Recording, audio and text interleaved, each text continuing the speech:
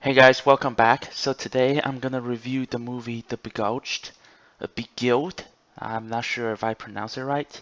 So once again, this review is gonna done in a podcast style, and it will be uncensored, uncut. Warning ahead, I'm gonna tread into spoiler territory in this movie because there's things in this movie I cannot discuss without spoiling it. So you being warned. But most of you guys who want to see the film already know it's based on the book, so probably you already read the book already. So so just so I don't think spoiler is a big problem. Anyway, let's get started. Um, so as usual, as usual as how any storytelling go, the plot. It's set during 3 years into World War, not World War, blah, 3 years into the Civil War. Yeah, that's right. And Colin Farrell's character is there was a girl, I think played by Emily Howard or Emma Howard. I don't know. Hold on, let me double check. Um, I think she's a really young actress. That's why she got overlooked. Give me a sec. Okay, it's not Emma Howard. Oh yeah, it's Ona Lawrence. Yeah, that's her name. Okay. Anyways, Una Lawrence character, she played Amy, found Colin Farrell's a Yankee soldier, and the story takes place in Texas. So it's their enemy, and who is a prisoner, got shot in the leg while trying to escape. So that's why, and then they become very suspicious of him because he's the enemy. But on the other hand, he was injured and he was in a weak position. So they're in a conflict here. And the place they were staying in, it's a house completely run by women. It's kind of a Catholic school or something. I don't know. So there are many characters. So the characters stand out is Nicole Kidman's character, Kristen Dunst's character, Ellen Fleming character, and then I think yeah, Ona Lawrence character. So there were four characters. At least to me, stands out. I'm pretty sure there are all other characters, but they don't stand out as much. So four of them has different perspectives on this guy, and keep in mind they were really isolated. They have their own take on the guy. Nicole Kidman is the oldest of them all and runs the house or the school. So basically, her view was she think so she was really cautious, and she straight up told him, "You cannot stay here. You have to go as soon as your leg is healed." She's very blunt. She's the bravest of all the women. Kristen Dunst sort of worked as her second right-hand person. I think she's the only teacher in the whole school, in the whole house. She had a rather more fairy tale style romantic relationship to him. Because it's clear Colin Farrell is attracted to her, and they have what a genuine romance is. So that's Kristen Dunst. Ellen Fanning, she is kind of a girl in rebellion kind of thing, like a teenager, and she comes up. Her characteristic towards Colin Farrell's character, I consider to be the weirdest, because I have a feeling every time she looks at him, it's just like, oh, I wanna fuck you. And there was a scene, literally, she sneak up to his house and then kisses him in the lips and then say like I love you. I was like, where did that come from? But yeah, in hindsight, I do understand his character. Her character. She is in the teens and she never met a man, so it's understandable. But it comes out of blunt. My favorite was still Una Lawrence's character. This girl has a lot of good years ahead of her. She's only 14. I can only see things getting better for her. Her character is more of a friendship approach. She lost someone during the war, and so she feel like she looked upon him like a brother instead of Nicole Kidman looks upon him as an enemy soldier, as like a man as a whole. Christine does look at him as a lover, and then Fleming look at him as a sex object. Hate to say this, uh, but Una Lawrence look at him as literally like a brother. So I like how each character has their own perspective, and that's created tension among them. And their complete understanding, different understanding to one another, creates also created problems in terms of communication towards Colin Farrell's. I really like that aspect. Shit, the tea is hot. Anyway, but yeah, and all the acting were perfect. If they give Academy Award to any of the actress or actor, um, I wouldn't have any complaints. They were all really, really, really good. The standout performance was Una Lawrence. I like her. She's really, really good. Nicole Kidman too. And then Elle Fanning was really underappreciated actress. She was in Neon Demon. Um, I really liked her. I really liked that movie.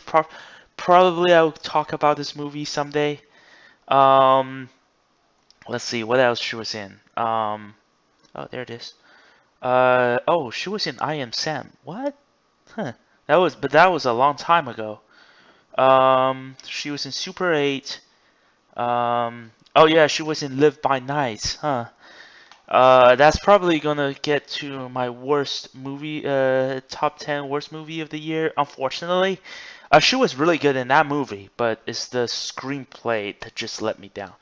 But what else I like about the movie? Oh yeah, all the technical detail, the editing, the music. There's rarely any editing. It reminds me of The Exorcist, where there's a long take of just the foggy forest, and just the sight of that alone creeps me out. The movie is not colorful as any of the other Sofia Coppola's movie, like Maria Antoinette or Lost in Translation, or even Virgin Suicide.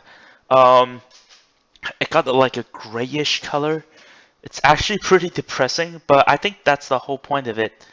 Um, I like the setting. It reminds me of like the old horror films from 19 old Universal horror film. At least the way the atmosphere is setting up. I liked it. Um, and cinema me to the cinematography. Great. Can't complain about anything. I can just say it's great because it's Sofia Coppola. But I want to delve into more detail. Um, okay, so this movie has the best flow of time I've seen in any movie. So, however, like this, there's a pattern in this movie. Like they film it on a daily. It it it feels like the way they film it is they film it as if everyone was acting on a daily basis. So basically, here it goes. This goes. In the beginning of the day, for every in the movie, every day, beginning of the day, they went out, they do some they take care of the garden and stuff, they play around. Middle of the day, they started class. Towards the end of the day, each girl has a telescope and then like scout around. Evening, they have dinner, and at night they have prayer, and late night they go to sleep.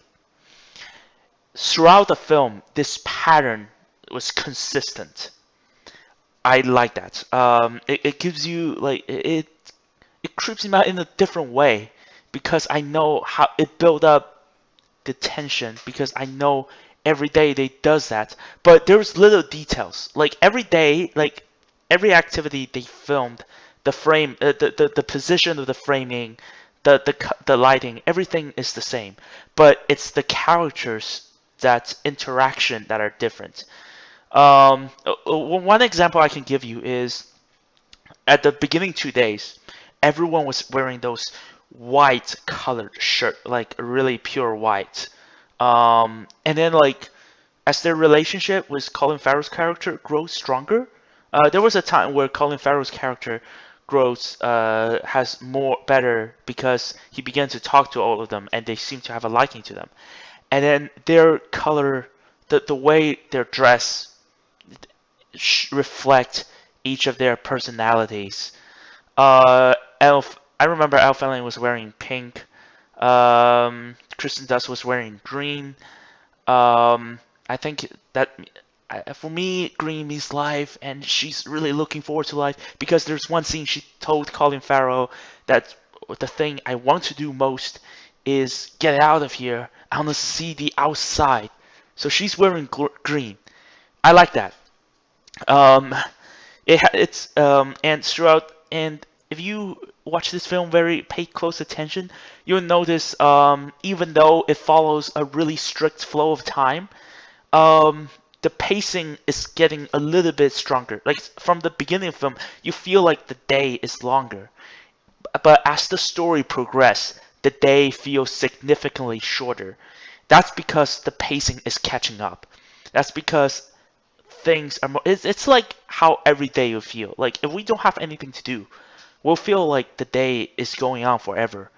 But like as we have more activities, you'll say, "Oh shit, this day is going fast." I think that's the whole point of it. I like how the pacing works.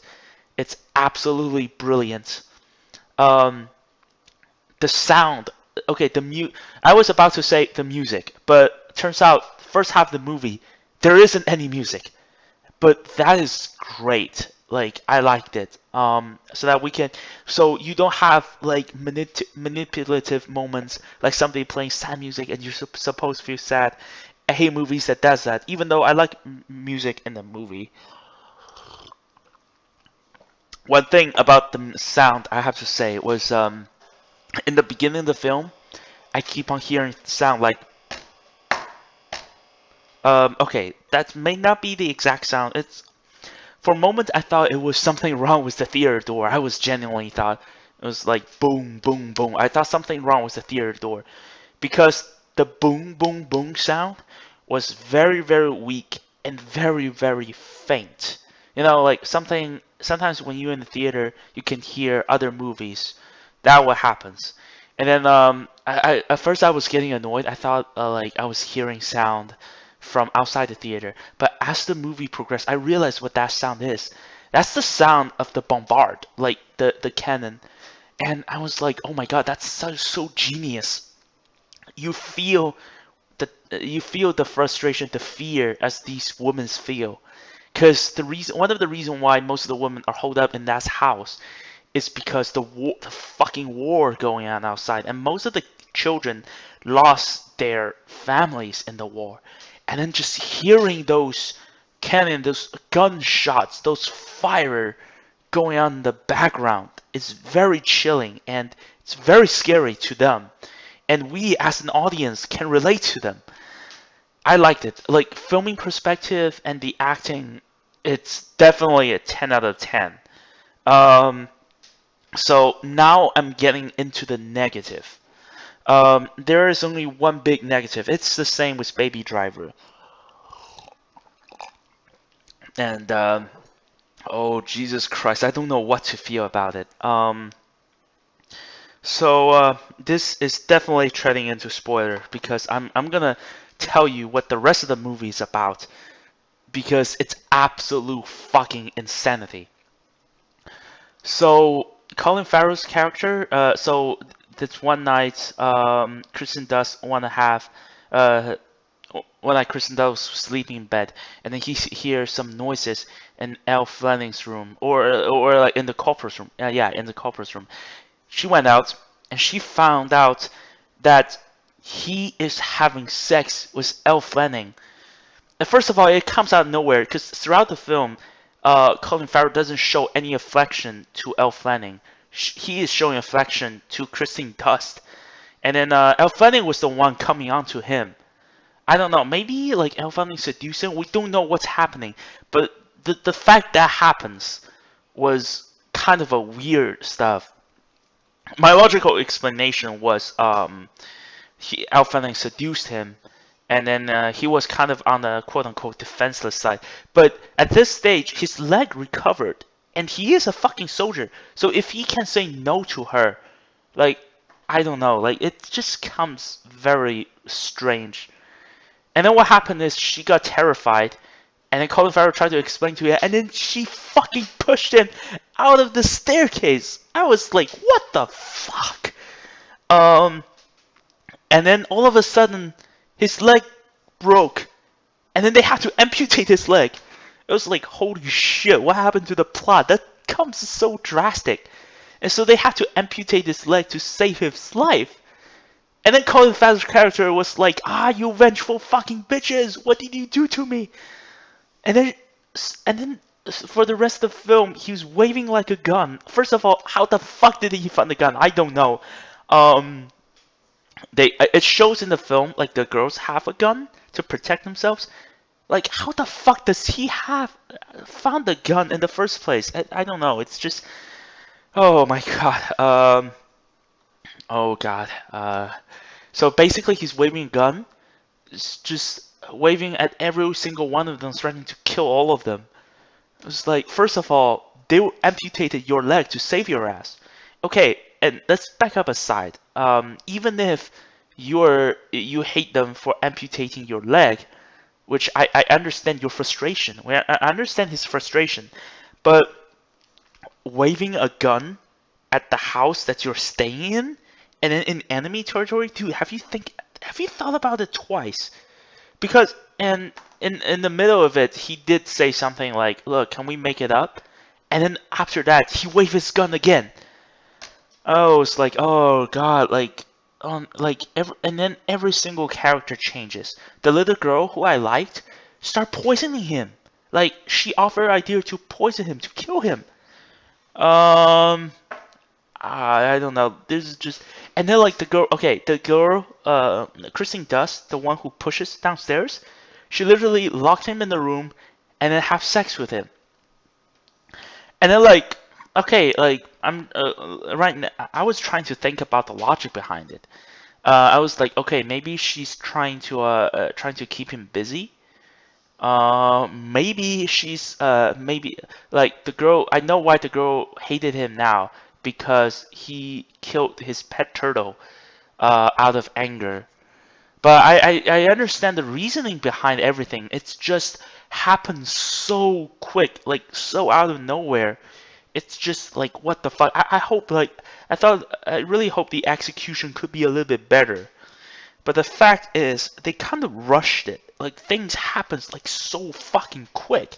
It's not like, first half was really, really slow. Like, they built up a lot of psychological stuff.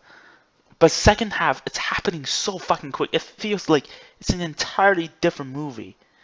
The one last thing that I can't find baffling is, after the colonel waving the gun at everyone, he sat down and ate the meal the women offered him, knowing they have intention to kill him. I don't understand. Whew, Jesus Christ, the second half of the movie is just insanity. Oh Jesus. Now, I feel like one last thing I have to address was the trailer. If anyone saw the trailer, was extremely misleading. I never read the book. I saw the trailer. I genuinely thought this is like a horror film. It was like, why Sofia Coppola would make a horror film, because it makes it out feel like it's like a Texas Chainsaw Massacre, but instead of the crazy family, it's just very well dressed women. But the movie is not like that. Nah. Even the second half doesn't feel like it. Okay, so let's wrap it up. So in terms of like overall, I want to say filmmaking perspective, it's great. Acting is great. It's definitely a Academy winning Oscar Academy winning worthy movie. It's definitely on the top 5 movie that I've seen this year. At least what I'm talking about is at least the first, at least before the final third finale. I feel like this is one of the best movie I've seen, but I really don't know what to think of Final Third because on the one hand I understand why people does what they do, but on the other hand the execution is so fucking insane that I cannot put my finger on it. I feel like the third half feels like a fucking Nick Cage movie. I'm not even kidding. Um, so how would I would so far right now I would give this movie 8 out of 10. At first I thought about giving this movie a 7.5, but I would give it an 8 simply because of the fact the filmmaking was brilliant, the acting was amazing, everything in terms of like production, at least in the first 2/3, was so fucking brilliant. That I cannot say really bad things about this movie. The third half is this different story. That's why I give it an 8 out of 10. And usually when I see a movie, I try to appreciate a movie for what it is. I may bump it up to an 8.5. I do not see myself give it an 8.9. Because what happened in the third half was so fucking insane. That's I don't know. So yeah, 8 out of 10 is my score so far. So I'm really glad like these 2 days I saw two really well-made movie in a row. This year has been a really good year for movies. Up next, I will do a quick top 10 of my favorite films. So yeah, check it out. And as always, if you like my video, please click like or subscribe because if you think I'm good, you're pretty good too.